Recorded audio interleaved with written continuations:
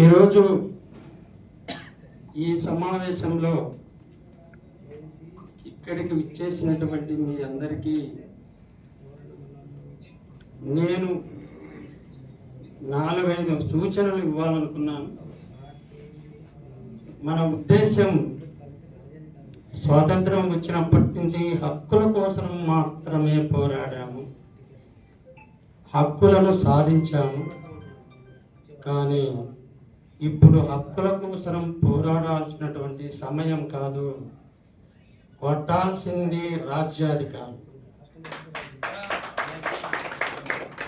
ఇది దృష్టిలో పెట్టుకొని మాత్రమే మనం ఆలోచించగలిగితే మనం నిజంగా మన స్పృహ, మన యొక్క రాజకీయ నిబద్ధత, మనం ఇన్నాళ్ళు చేసిన ఉద్యమాల యొక్క అనుభవం, మనం ఎటు పోవాలా అనేటువంటి ఆలోచనలోనే మనం మాట్లాడగలిగితే ఇక్కడ ఈ సమావేశం కష్టపడి పెట్టినందుకు ఫలితం ఉంటుంది. కానీ మనం అది చేసినాం, ఇది చేసినాం, మనం ఇన్ని ఉద్యమాలు నడిపినాం అని ఈ తొప్పుడు మాటలు మాత్రము, ఈ దొంపుడు ఉపన్యాసాలు మాత్రం మాట్లాడేదానికి సమయం వారం రోజులైనా చాలదు.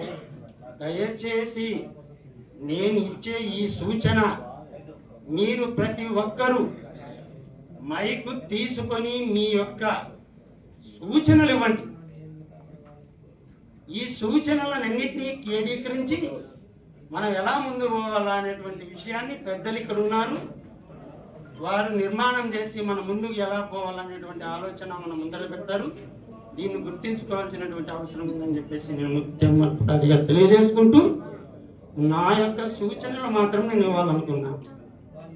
సోదరులారా, ఇక్కడ ఉన్నటువంటి వాళ్ళకి మాత్రము రాజ్యాధికారం కోసం పోరాడాలా. ఈసారి 2029లో జరిగే ఎన్నికల్లో బహుజన రాజ్యాధికారం రావాలనేటువంటి ఉద్దేశంతో మాత్రం మనం ఇక్కడ రాగలిగినాం.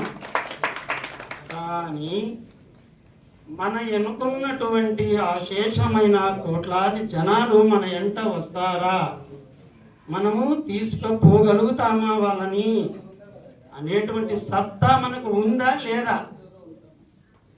ఆ సత్తాను ఆలోచన చేయండి. మరి సత్తా లేదంటే వదిలిపెడదామా అంటే వదిలిపెట్టం.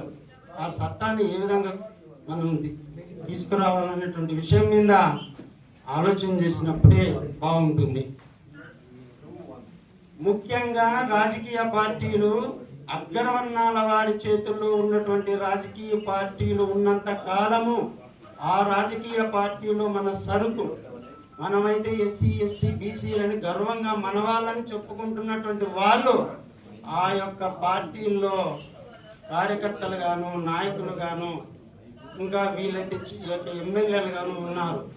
వాళ్ళను ఆ రాజకీయ పార్టీల్లో కొనసాగించుకోకుండా వాళ్ళను ముందు బయటికి తీసుకురావాల్సినటువంటి ఒక సూచన నేను ఇవ్వదలుచుకున్నాను.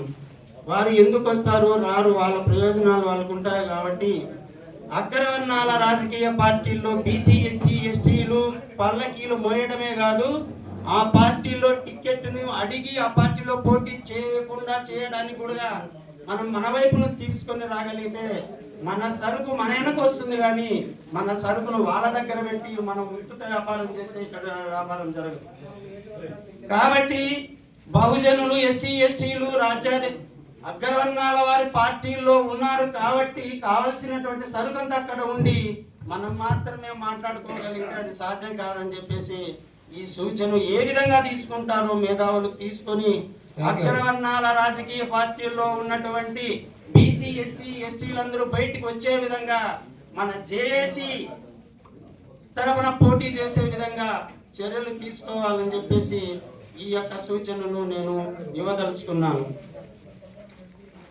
ఇలాంటి సూచనలతో మనము ఒక రాజకీయ వేదిక ఆంజనేయుల అన్న చెప్పినట్టుగా ఒక రాజకీయ వేదికను మనం నిర్మాణం చేసుకోకుండా మనం ఎవరంతకు వాళ్ళు ప్రజా సంఘాలు మాత్రమే బహుజన రాజ్యాధికారం రావాలని చెప్పేసి మనంతకు మనం అనుకుంటా అంటే చెదిరినట్టి జీవులన్నీ చేరి గుసగుసలాడగా మనము వివిధ రకాలుగా వివిధ ఉద్యమాలు చేసినటువంటి మనమంతా ఒక చోటుకి చేరి ఏ విధంగా గుసగుసలాడుకుంటున్నామో ఆ గుసగుసలు అనేటువంటివి అది నిర్మాణాత్మకం కావాలా, ఒక వేదిక కావాలా. ఆ వేదికలో మనం అందరం కష్టపడి నిజాయితీగా పనిచేయాలా.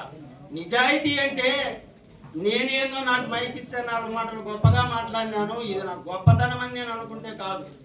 నిజాయితనం అంటే నా సోదరుడు, నా బీసీ, నా ఎస్సీ ఎస్టీ ఎమ్మెల్యేగా అవుతున్నాడంటే నేను గర్వించేదే అది నిజాయితీ. అంటేనే మనం అనుకుంటాం నేనేందో ముందుకు పోవాలా అంటే మనలోనే మనం వెనక్కి దోసుకుంటాం, ముందుకు పోతా అంటే అది నిజాయితీ కాదు. నువ్వు తొయ్యి ముందురు, ఎవడు సమర్థుడో ఎవడు అధికారానికి వాడు 10 మందిని ఓటు వేయించుకోగలుగుతాడో వానికి. ఎందుకంటే ఎన్నికలంటే కేవలం ఇప్పుడు పవర్, డబ్బు ఖర్చు పెట్టాలా.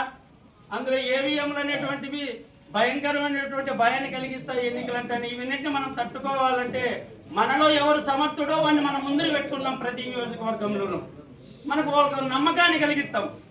ఇప్పుడు మనలో చాలా మంది ఉన్నారు, నేను చేయాలా బహుజనులు వైపునే ఉండాలని, కానీ మనల్ని నమ్మలేని పరిస్థితిలో మన వర్గంలో వాళ్ళే ఉన్నారు. సత్తా ఉంది, డబ్బు ఖర్చు పెట్టే వాళ్ళు ఉన్నారు, రాజకీయంగా మనమే రాజ్యాధికారానికి రావాలనేటువంటి వాళ్ళు అగ్రవర్ణాల రాజకీయ పార్టీలో ఉన్నారు. ఎందుకంటే మన మీద వాళ్ళకి నమ్మకం లేదు, మనలో మనకు ఓట్లు వేయరు, మన ఇంట మనం తిరిగి మనకే మోసం చేస్తారనేటువంటి నమ్మకంతో వాళ్ళు ఉన్నప్పుడు వాళ్ళుగా ఏం చేయగలుగుతారు.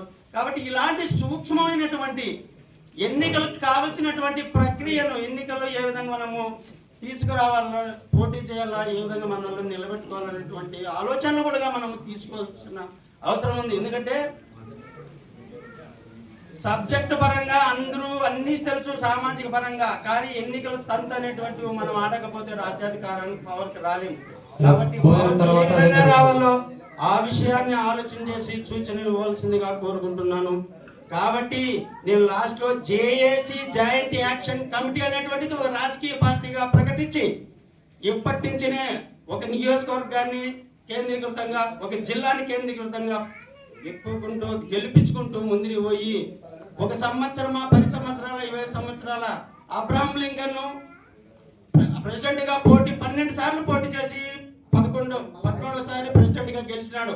మనం ఒక ఎన్నికల్లో ఓడిపోతేనే అప్పుడు నిరాశకు గురవుతాము, మళ్ళా రాజకీయాల్లోకి ముందుకు పోగలుగుతాం.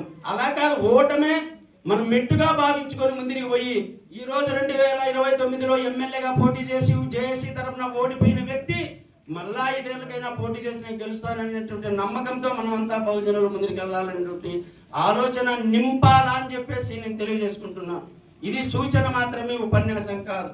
కాబట్టి సోదరులారా, ఇలాంటి సూచనలతో మనం జేఏసీ జాయింట్ యాక్షన్ కమిటీ రాజకీయ పార్టీగా ముందు రాజకీయ పార్టీని ప్రకటించాలని చెప్పేసి నేను సూచన ఇస్తూ ఈ అవకాశాన్ని ఇచ్చిన మీ అందరికీ ధన్యవాదాలు తెలియజేసుకుంటున్నాను.